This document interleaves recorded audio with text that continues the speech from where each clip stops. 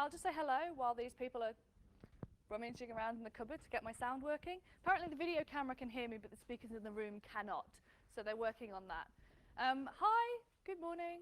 Welcome to the PHP Dev Room. I thought it'd be fun to speak in a room that I'm organizing, so I'm going to do that thing where I introduce myself in a minute. If you are sat on the ends of the rows, it's fine so you are, but if we get more people coming in, please move in, because I don't expect everybody who wants to see a 9 a.m. talk will be here at 9 a.m. So it gets a bit busier while I'm talking. Please just make room as other people show up and move in off the ends. Please turn off your phones. We're here all day with a really, really good lineup. I will be here all day because I chose these speakers. I think they're all awesome. So I hope that you'll join us and talk to us and yeah, just be part of the experience. If you're tweeting, we have a hashtag. Please tweet with PHP FOSDEM so that even if I'm not already following you on Twitter, we can kind of share the excitement with the day. We have a Twitter account as well, so if we've got any announcements or we want to tell you how excited we are, we'll be using that.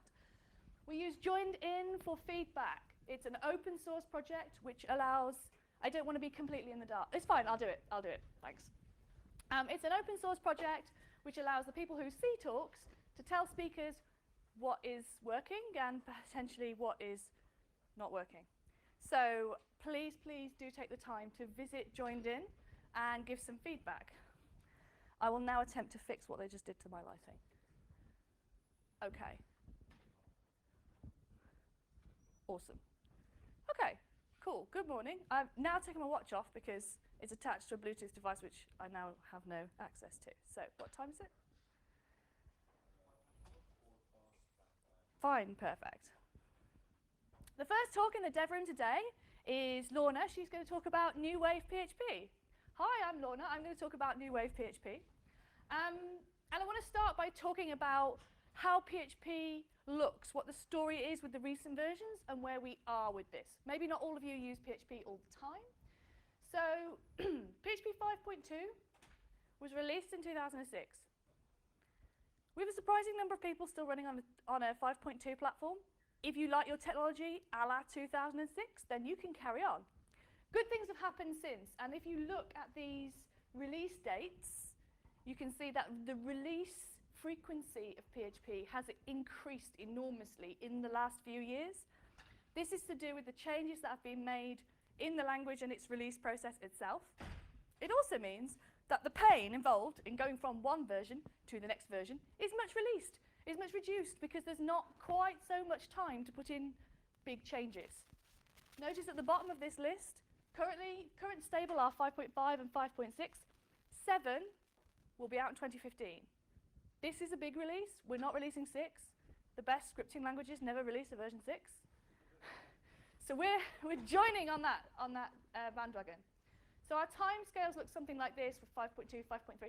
Things get much closer together, and we now have 7 scheduled as being relatively soon. PHP has a problem.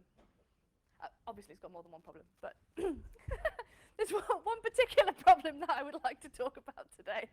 PHP has a problem, and that is its adoption rates. This is what current usage of PHP looks like. The current stable versions of PHP are these 2 lines here. Oh, you can't see the purple one. There's a purple one here. These are the current versions of PHP. These are the dead end of life versions as percentage. These are relatively new figures, a couple of weeks old. Good news, less than 50% of our install base uses PHP 5.3, which is end of life. And a mere further 22% uses 5.2, which is very end of life. We've got a few people on 5.4. This is the orange one that's kind of going in the right direction. 5.4's got about 7 months left on its support. It is security fixes only at this point. There will be no more releases unless we find a security bug. So yeah, we have an adoption problem. Cool things have happened in these new versions that maybe you didn't realize you should upgrade. Maybe you didn't know it was out there. So I wanted to just kind of update everybody on what has been cool and useful in PHP, but also what might be hard for you to upgrade. I can stand here and say, everybody should be using the latest and greatest. And you know that you've got an application that perhaps you've inherited. it's been around a while, it uses some libraries, it works. And you may not necessarily want to upset it. So I want to just flag some of the things that might happen when you upgrade your existing applications. Okay, so the first thing to look out for is register globals is gone. Bad news, your PHP 3 code probably won't work on PHP 5.4 and later. If it's still running now, you're doing pretty well. If you do have code which is using register globals and you need to adapt it, then you need to look for totally undeclared variables in your global namespace and figure out where they came from, whether it's get or post, and then import them and filter them correctly to initialize your variables so that your code will still work. We had some new stuff introduced in 5.4 as well. So we have an echo, the short echo syntax became standard. Older versions of PHP had this short open tag. So you could use just pointy bracket question mark, which is kind of unfriendly to other languages, looks a bit like XML, confuses parsers. And so we have removed that. You can no longer, from 5.4, turn on the short open tag syntax. It is not enableable. If you have short tags, you need to do a global find and replace and make them into long tags, replacing pointy bracket question mark with pointy bracket question mark PHP. Also with the short open tag in old versions of PHP, it was possible, you got this extra syntax, which is this equivalent to just echoing a variable. This is always valid. You don't need to turn on a short syntax. This is always valid. So you don't need to enable the short open tags to get this in PHP. All it does is replace the question mark, pointy bracket question mark equals with an opening PHP tag and the word echo. So you'll normally just see this and then a variable name, and it's open a PHP tag, echo the variable name, and then you will close the PHP tag again, commonly used in templates. What else is new? From 5.4 and all the versions after it, the EALL reporting flag actually includes all errors. I know it's radical, it's crazy. They're really pushing the boat out. EALL actually now does mean everything. And what that means is it also includes eStrict. So when you upgrade a pre-PHP 5.4 project to a newer platform, it will normally get much noisier in your logs. If you have no intention of investing any more time or fixes in this project, maybe no one's going to pay you to do that, then feel free to turn off eStrict. Have a read of the logs first, because there's some very good warnings in there, but feel free that you might want to disable eStrict. If you wonder why you have upgraded and now your logs are full, we've turned on a whole extra reporting level. And so sometimes it can look like you've got a lot of problems, and you haven't. It's just that we've got a lot of output. So either fix it, because the eStrict warnings are useful, or don't. That's fine. You can turn it off so that you can still see the actual errors in your log, not just lots of noise. Another error that we often get on upgrades is about time zones. And this is frustrating because upgrading to 5.3 gave you a warning about time zones, and upgrading to 5.4 gives you a different warning about time zones. So if you have fixed your time zone config settings on upgrade, you're probably going to have to do that again. And this is purely because time zones of offset make no sense. A time occurs in a place. So if you are setting up an event that's in Brussels for May, the offset in Brussels today is different from what the time zone offset in Brussels will be in May. So PHP requires you to say where you are in a continent, place, format, time zone. Stick it in php.ini, everything will be fine. But it does put out quite a chunky error on every script. So that can be off-putting when you upgrade as well. You'll also see this error. Nearly every code base I upgrade, I work for a company that does project rescue and migration. I see a lot of code bases in need of upgrade. I often see this one, call time passed by reference. And often this one actually isn't a problem. The error relates to you should declare a function either to take a reference or to take a value, because the function will either update the thing or return a new value. Those are the options. Your function should know which of those things is going to happen, because unexpectedly getting a reference or thinking you're getting a reference and then not returning the value makes no sense, right? In earlier versions of PHP, it was valid to just pass by reference whenever you liked. In recent, but earlier than 5.4, I think, versions of PHP, you could so you declare a reference by putting an ampersand in front of the variable. You could declare that at call time as long as the function had it in. So as long as the function was declared with the ampersand, it would always be passed by reference. This error occurs on upgrade because it is no longer valid to also have the ampersand in the call. So you cannot have an ampersand when you call a function. Even though you are passing it by reference and the function is declared correctly, you'll find that you need to go around taking ampersands out of code. I hate this one, but it just is what it is. So where your function looks like this, you have a function, it's declared, it takes a reference. When you call it, you cannot pass the ampersand in the call. You cannot have this here. I think it's more readable, but it's no longer valid syntax, and it causes this pass by reference error. OK, I'm running through lots and lots of features here, so if you have any questions, feel free to just interrupt. PHP 5.5 came with traits. For many years, PHP has been, I want to say famous, I might mean infamous, for not really having an object model. We had this toy, functions and arrays glued together once, way back in the past. Newer versions of PHP have a pretty solid object model, actually. We have a lot of features that are coming in from other serious OO languages. One of the things that came in 5.5 was traits.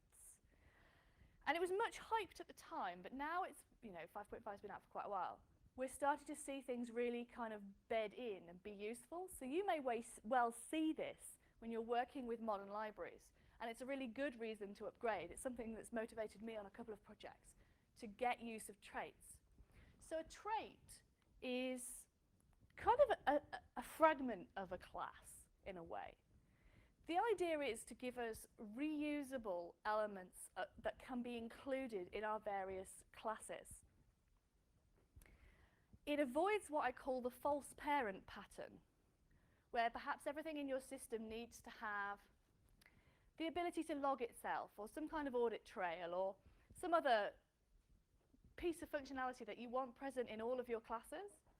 So you make a parent class that has that, and then you create your actual entity classes, which inherit from this parent. They're not related at all, but you want this shared functionality, you want to keep it in one place.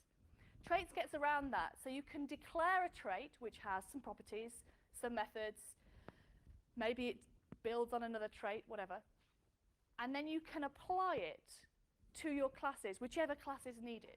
So you can selectively apply that piece of fragment of class to any of your classes that need it. So it sort of surpasses the inheritance and plays more to the composition side of putting applications together. I have a very trivial example for you. And this is a madly edited with bad white space in an effort to get it on the slide. A trait from the Monologue project. So Monologue is a super duper amazing, just plug it in, logging library that we use in most modern PHP frameworks. So you can just use Monologue logger to bring it into namespace, and then here's the trait. Any of your classes which use this trait then get this log function. So you can just be like, you log this, you log this. You don't have to redeclare that, and you don't need to follow the false parent pattern to give the log functionality to all of your object classes. So this is a really nice new feature that's come in, and you just use it. Use the trait inside your class, and that compiler-assisted copy-paste takes the trait and puts it here. And then your class is exactly as if you had copied and pasted it in. That's a really, really nice new feature. Also in 5.5, a feature you never knew you needed, the datetime immutable class was introduced. Now, PHP has had a datetime class since 5.2, and it was finished and useful in 5.3. I think that's fair to say. It was always a good idea, but we didn't quite have all the functionality around it that we needed. From 5.3, datetime has been the way to do dates in PHP. I don't think I've called the date function since. Because datetime supports the same format arguments, I use the date manual page a lot to look up, is it JSF, what am I doing? But I don't use the date function. We've got datetime. However, 5.5 brings datetime immutable, which means that when you try and do date calculations, when you do it with datetime, it changes the object that you're operating on, so you can't do, you know, you're ordering it now and your package is valid for 30 days, when will it expire? If you try and do that calculation, it updates the original object. So datetime immutable instead will return values. I have an example. So we instantiate a new datetime object which defaults to now, and if you inspect it, you can see it. And if you then add 4 days to it and inspect it again, then you can see that the value itself is updated. Datetime immutable, in contrast, doesn't update. So it shows the same date both times. Instead, you need to capture the return value of this. It's immutable, so the same function signatures are available, but it returns the value you're looking for. So I find that code that I've struggled with in the past now makes complete sense. But you need to know that what you want is actually datetime immutable, especially for the datetime calculations. We have really good support. It's very easy to be like +3 months, 90 days from now, 90 days from then. That all works nicely, but the datetime immutable means that you don't lose the value that you started with in your code quite as much.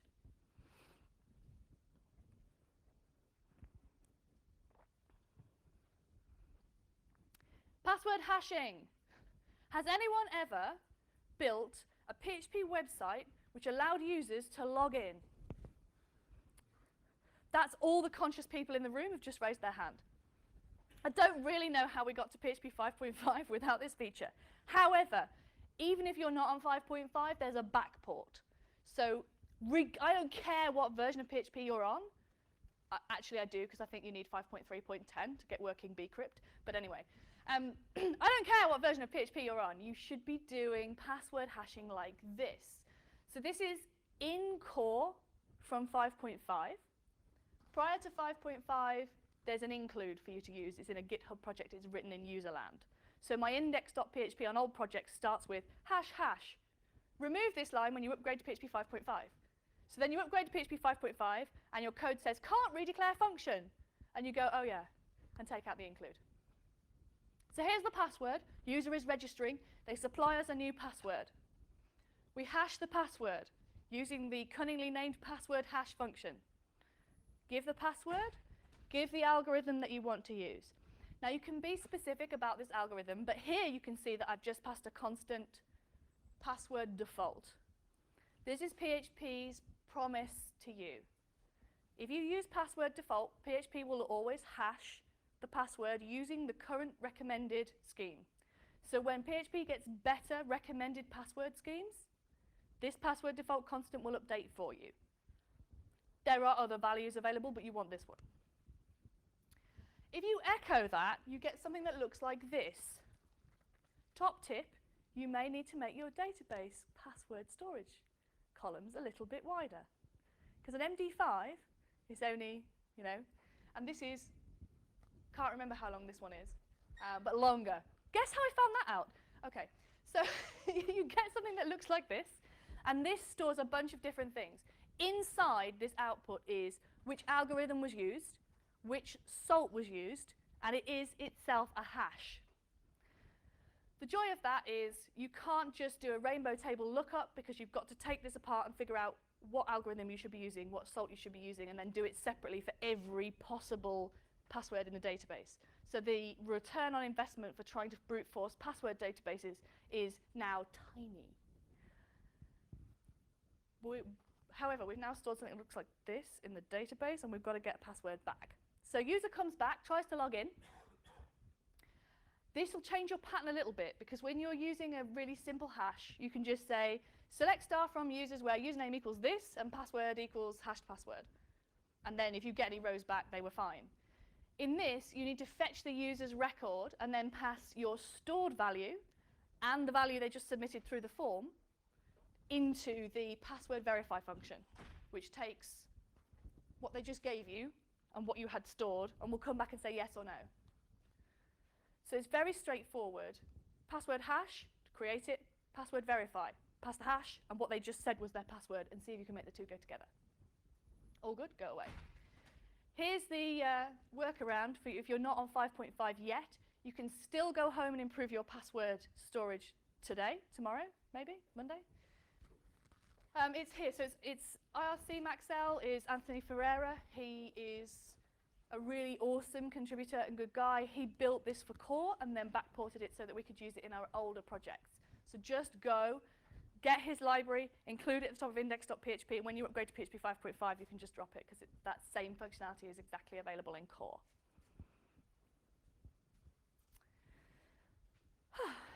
Everyone okay? Any questions? Yeah? What is the default hash nowadays? I believe it's password bcrypt. Okay, any other questions? No, this is good. This is fine. There's an amazing number of people here, and you all look fairly alert. So so far I'm blown away.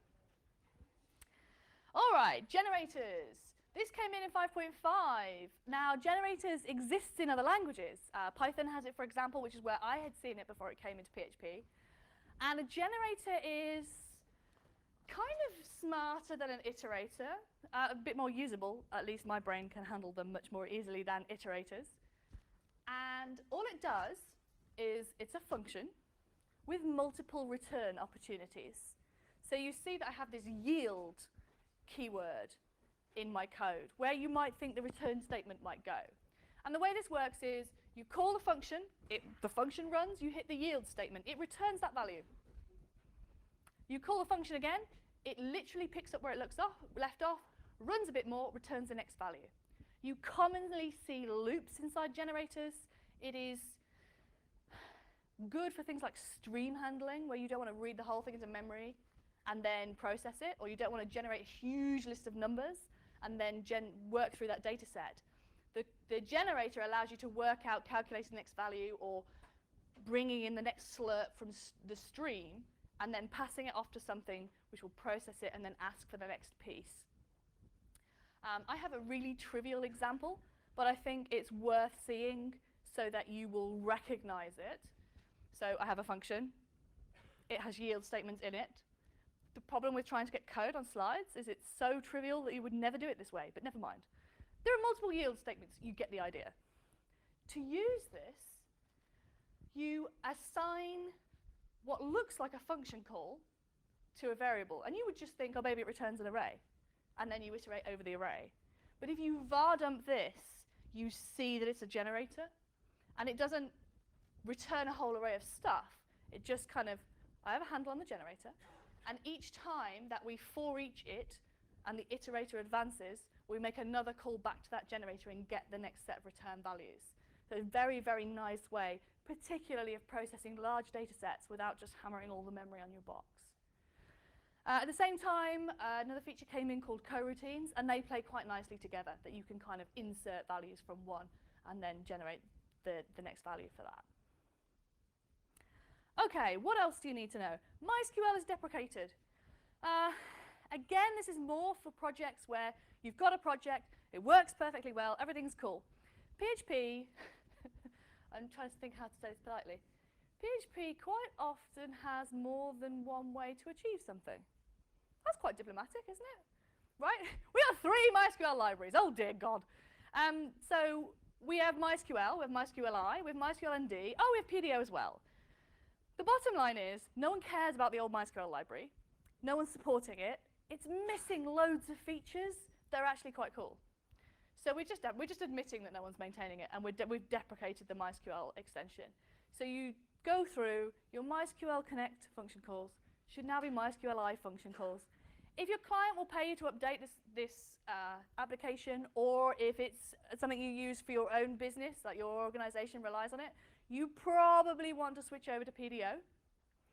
But if not, try then it's not quite API compatible, but look for the MySQL equivalents in order to update your application.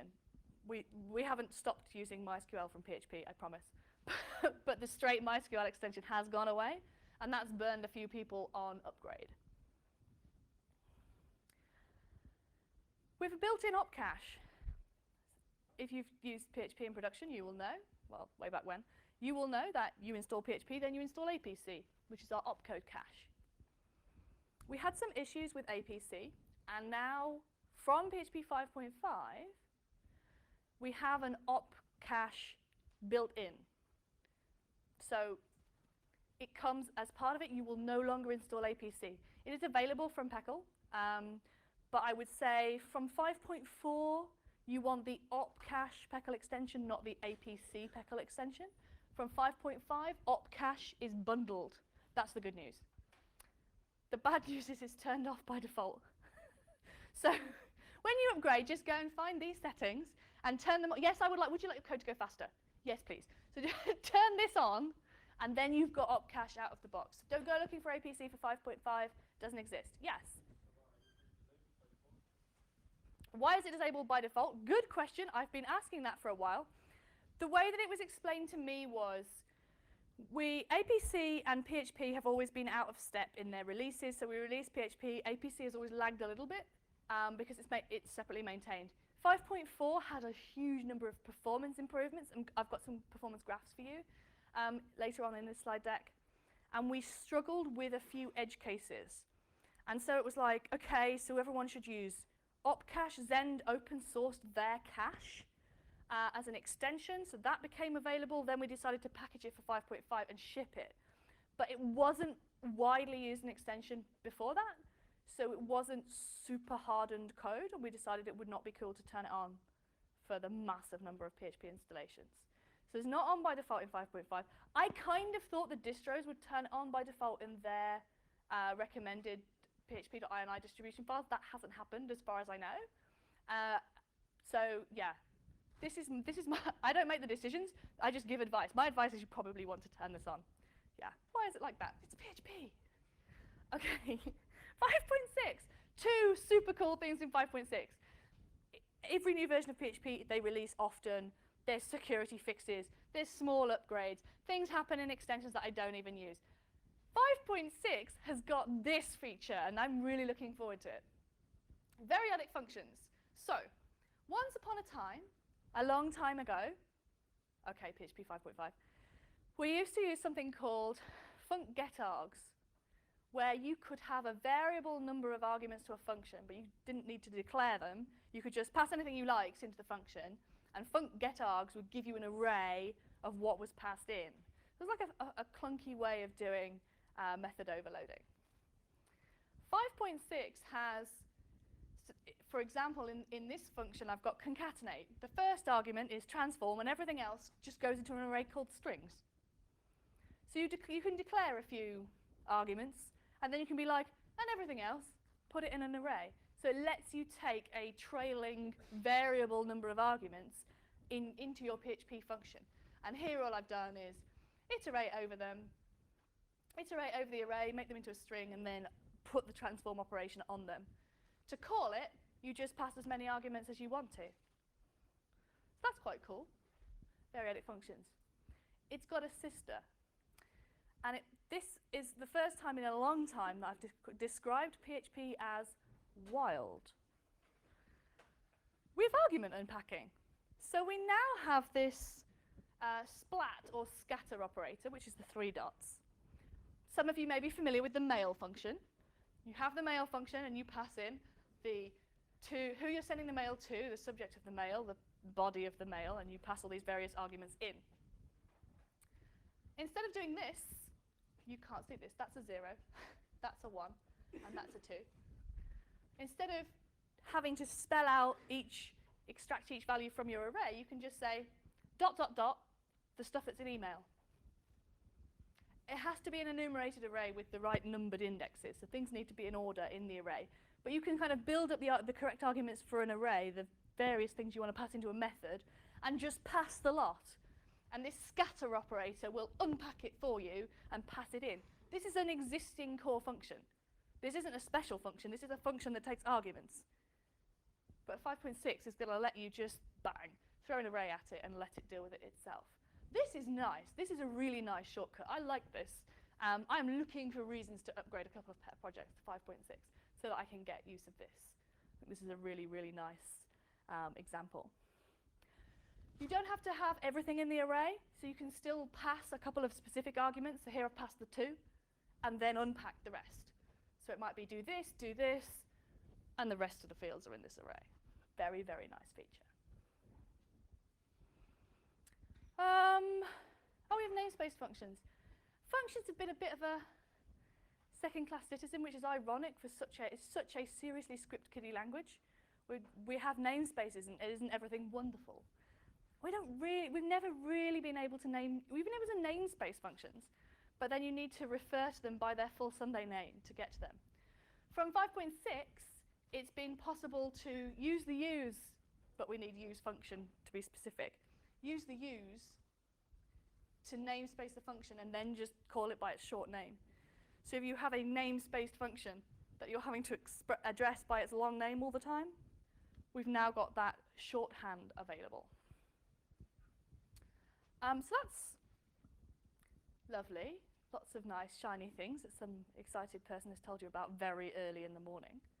But how does this apply to your real life? I don't know about you, I work in the real world. I work for an agency that makes PHP websites. Worse than that, we rescue other people's PHP websites. We advertise, has your developer gone snowboarding and not come back? We'll help you. You should see what comes in through the door. So what do we do in the real world? How can you start to use some of these features? How can you avoid having the stuff that you have, that you made, that is awesome, keep up with the newer features? The first thing to do when you're thinking about upgrading, or you're hoping someone will pay you to upgrade, is to think about the performance comparison. This graph is somewhat ruined by me having put 5.2 in as well. We have a sizable number of people still running on 5.2, so I think it's worth pointing it out. The whole 5 series would need a much bigger graph to display the performance on it. So this graph is of the time it takes, on average, to run the bench.php script from inside the PHP source code on a very average laptop. That very average laptop. So it's not an absolute benchmark, but it shows you relative to the various versions what kind of improvements we can get. So on 5.2, I'm running at just under 4 seconds. You probably can't see these labels, but I will put my slides online. 5.3 runs at about 2.5. And 5.4 onwards runs at 2 something, around the 2 second mark. The performance improvement is significant. What is harder to show you on a graph is memory usage. Anecdotally, depends on your application, of course, 20 to 30% memory usage reduction. How much do you like paying for your hardware? This is significant. If one of your proprietary tools came and said, hey, you should upgrade, we've got this and this and this, you'd bite their hands off. PHP's free. For some reason, that makes it harder to get awesome things implemented. I'm not really sure. So this is the performance speed up. The big wins are between 5.3 and 5.4, particularly in loading of objects. So if you are using, for example, a full stack framework, your improvements will be more than this. You will see a significant speed up because it was all focused around object creation. I know that you are all now completely sold, right? So here's how you actually would do this, as opposed to just getting the rhetoric. Turn on eDeprecated. eDeprecated is an error reporting level that was introduced in 5.3. Bad news, if you are still on 5.2, you have a mountain to climb. 5.3 should have been a major version release and wasn't.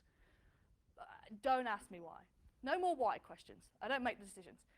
5.2 to 5.3 is a big step, and I'm sorry. We know it's a problem. We know the upgrade path is a problem. 5.3 has all of those problems solved and was released in 2009. Please come to the future. We have good things. Turn on the deprecated level. This will cause entries in your logs for everything you are using in your application, which isn't available in the next version. Nothing got removed out of PHP 5.4 that wasn't baked into eDeprecated when 5.3.0 was released. We are not just removing features for fun and without thinking. It's in eDeprecated a whole minor version before it's actually gone. Turn on eDeprecated. This will tell you how big your problems are. There's a PHP code sniffer standard PHP compatibility, which will tell you which parts of your code are not compatible with which future versions of PHP. You can filter for which ones you want to see. It's WIMS. It's amazing. Thank you, Wim. Compile your new PHP. You don't need to upgrade your whole platform. Just compile a new version of PHP, run your test suites, run a lint check. You know, how does this look? Is your code syntactically complete? Is it going to work? Different question. We can't tell you that with automated tools, right? But you can lint check, so you can know if it's going to blow up. Try running the application with PHP's built-in web server. It didn't ship till 5.4, but hopefully you're upgrading beyond that now. Then upgrade a test platform. If the sky doesn't fall in, then just go for it. My experience is it's unusual to have a PHP 5.2 or 5.3 application, even a kind of gnarly old organically built one, which won't run on 5.5 or 5.6. Sometimes you need to update a few things. We did deprecate some extensions. The e-reg functions are gone. Stuff happens. But I haven't seen any which have been impossible to upgrade. If you call me for migration consultancy, my response will be, go home, run it on PHP 5.5, and if you really do have problems, then you can pay me to look at it. Because it's not worth it. I just don't think it's ethical. The upgrade path is not bad at all, especially from 5.3 and later. I want to say something about the built-in web server. Oh, I'm not sure you can really read that. You run PHP on the command line with --S, server name, : port name. Like all of the other built-in application servers that the scripting languages have, you can now request this in your browser. Your current directory will be your web root, and your logs appear on your command line, so you can see errors and stuff like that. I was a cynic when we introduced this. I've used Apache for years. I'm totally happy with it. Everything's awesome. I really don't need a built-in web server. Turns out I really do. I use this a lot. It's fabulous for testing. It's fabulous having a quick look at a project. I can't say enough good things about it. It's fabulous for testing if your upgraded code is going to work. Health warning, the PHP built-in web server is for testing purposes only. And the reason it is for testing purposes only is it's single-threaded. So your request will run and complete, and then it'll think about serving the next request. You probably don't want to use it for anything other than things running on your local host. Also, if your PHP crashes out, your web server crashes out. So yeah, just be careful with that. Takes a bunch of switches, so you can make it available on, you can bind it to another domain name, so other people on your network, if they put it in their host file, can reach you. Very useful for seeing the error logs when your manager is testing something. I'm sure there's some more professional ways of saying why this is useful. That's what I use it for. The -T sets the web root, so if you're running this from, for example, supervisor D, as opposed to just being in the right directory, -T says where the web root should be. -C sets the configuration. I'd recommend that you use the web server with the configuration switch. Without it, PHP runs with no php.ini at all. So you get the language defaults, and they're a little bit weird. Recommend that you pass in some php.ini rather than just letting it fall back to whatever's built into the code. Also, this routing.php file is where you do the equivalent of your Apache rewrites, that kind of stuff. You can put all of that in here. It's like a prepend. It'll do your routing and pretty URLs for you. All right. New project should be 5.5 or later. 5.4 is basically end of life. Please do not ship onto 5.4, 5.3, 5.2. Can you still buy 5.2 hosting? I bet you can. I hope not. I think this is really important, that the people here, in my opinion, are the people who do understand. There are plenty of PHP users who have no clue what PHP version is, and I kind of like that. I kind of want them to still be able to buy hosting and run PHP code. Like, that's what PHP has always been about, the weekend warrior. just doing something they believe in. I always want that to be available. But I think the people who do understand need to demand decent hosting. Our hosts lag in version availability because we let them. 5.3 is default on an alarming number of PHP hosting platforms, and it isn't acceptable, but we let it be. So, questions you should ask your host. What versions of PHP are available? If they don't come back and say 5.5 is the default, then don't go with them. It's not that there's no alternatives, right? Are backups included? I don't care if backups are included or not, but they should understand the question and be able to answer it. Which extensions are available, and can I add others? There's a horrible trend for PHP hosting which doesn't let you install extensions. That's a fail. There's lots of really good tools, performance tools, other improvements. I use a bunch of different extensions for different things and better performance. If I can't install them, why would I host there? Can I get support with my PHP setup? It's nice if they say yes. Well, I did sit in a meeting where I'm a supplier, I'm a consultant, I'm a supplier to my client, and the hosts were in the meeting, and they with the supplier, and the client said, can we get some help with our PHP setup? And the hosting company said, yes, certainly. We can absolutely help you with that. We can help you to tune your application. And I thought, well, that's funny because I drink with you and you're Rails guys. But anyway, it's nice if they can claim that they can help you, that they have some experience in PHP, that they might be interested in discussing your application as opposed to, here is a Linux platform and quite frankly, we're not interested. So it's kind of, there isn't a right answer here, but you should ask it and judge them on what you get back. Here's a very unofficial list of people I would trust with new PHP projects with reasonably priced VPS or decent level hosting. Server Grove. They are, Pablo runs Server Grove. He's a big contributor to Symfony. He knows his PHP. So host there by all means. They're 5.5 by default right now. Linode, same. Current Ubuntu LTS, 5.5 by default. DigitalOcean, very friendly. They've just employed a bunch of PHP community people, so they're very useful to know. I had SiteGround and Rackspace also recommended to me. The providers are out there. Please stop buying terrible hosting. I had a client come to me saying, can you help me with my setup? And I helped him, but he had gone with his credit card and bought new, not especially cheap PHP hosting and got 5.3.9 by default. I was gutted for him. Like, that's, come on. All right, rant over. I have no idea how I'm doing for time. Do I have time for questions? Yeah, all right. I'm going to take a couple of questions, if anyone has any. Oh, this is going to be really easy. I'm just going to get away with this, aren't I? Fabulous. OK. So if you want to know more about this, I recorded a video for O'Reilly called Intermediate PHP. It's a whole video learning course. They wouldn't let me call it Things Lorna Thinks You Need to Know About PHP. That's basically what it should have been. So there's a load of CLI stuff, there's composer stuff, there's an object-oriented primer, there's a bit of SPL in there, there's the web server and the upgrade stuff that you've seen here. So if you are not using PHP all the time, or if your PHP got a bit left behind, that might be useful to you. Feel free to get in touch. That's my Twitter account. That's my website. I blog a lot. If you really can't think of a question, then I'm done. Awesome. Thank you very much. I'm here all day.